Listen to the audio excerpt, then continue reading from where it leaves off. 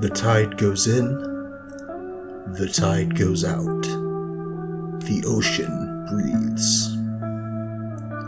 The vast mother superorganism that spat us into its outer borders when we were still salamanders so many eons ago still continues to generate a mind-boggling array of life forms capable of living in almost complete darkness, withstand intense pressure, and thrive in temperature extremes of beyond freezing and near molten levels.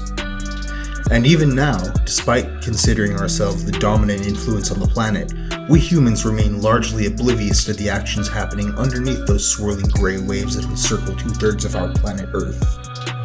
343 quintillion gallons of cold, briny soup that reach miles below the thin line of influence that the world's sailors claim to know so well.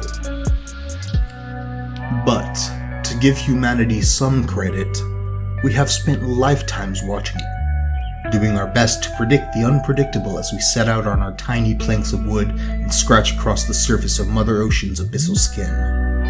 And boy, have we seen some things.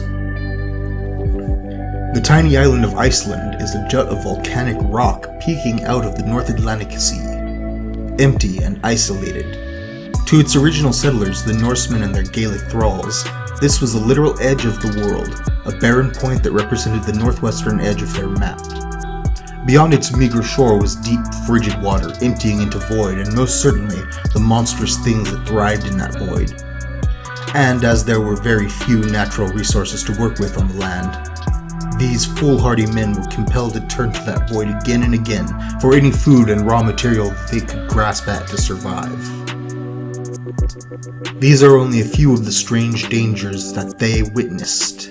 The Ilveli, the evil whales. There are 10 known varieties of Ilveli. These creatures range in size from the length of a rowboat to the staggering girth of a lingbakur, a beast that dozes on the surface, indistinguishable from a flower-covered island until it wakes up and plunges straight to the bottom of the sea, with all who were foolish enough to wake it up. The Ilveli come in a wide variety of shapes and habits, but they all share the universal traits of incredibly poisonous flesh and violent behavior towards men and anything else that falls in their gaze. The strangest looking of this strange lot is possibly the Mushveli. Resembling some awful aquatic Zol-spawned incarnation of ratfank, it easily surpasses the size of most fishing boats at 10 meters, and is known for appearing like a torpedo among the waves, violently thrashing its long whip tail to gain greater speeds, and its massive ears raised up like twin sails.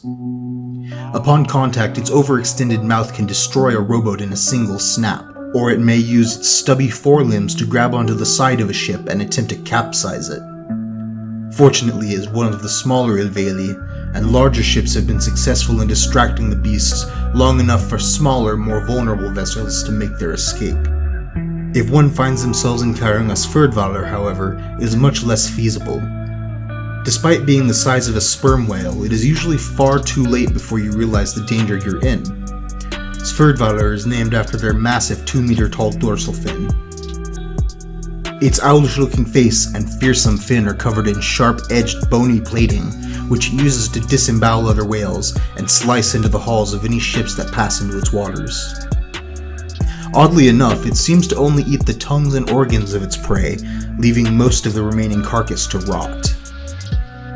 This is of little comfort to the dead, of course, but the habit does encourage sharks and other smaller whales to risk its wrath for a chance at any remaining scraps left behind.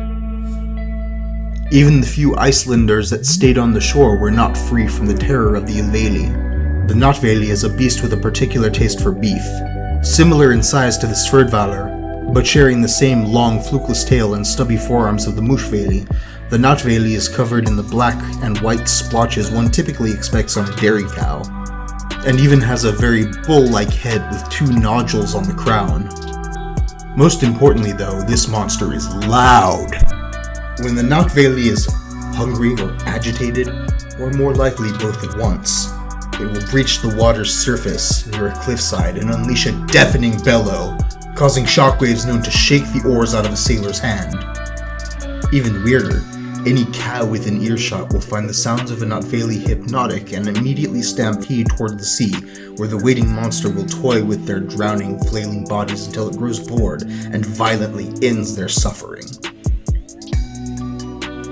Not all is black in the sea, however. Humanity does have at least one ally in the form of the stapelage. The noble blue whale is considered the most powerful protector of the weak in the northern Atlantic and will do its utmost to defend any hapless mortal who finds themselves at the mercy of one of the VVhales. As such, it is a crime to hunt the blue whale, and those that do quickly find themselves under a life-altering curse, which is another story worth pursuing. Of course, most of these reports originated over 1,000 years ago, and with all of our technological advancements since then, one would like to think that the remaining margins of our world map are finally being filled in. Where are the VVhales now? Well, the sea is still a very large place, and we humans are still very small. Wherever they are, the VVhales remain hungry, and are not known for letting such sure prey as man escape when they encounter them. And they are perfectly content to hide until another fool wanders into the abyss again to be eaten, camera and all, suddenly vanishing into the sub-freezing black abyss.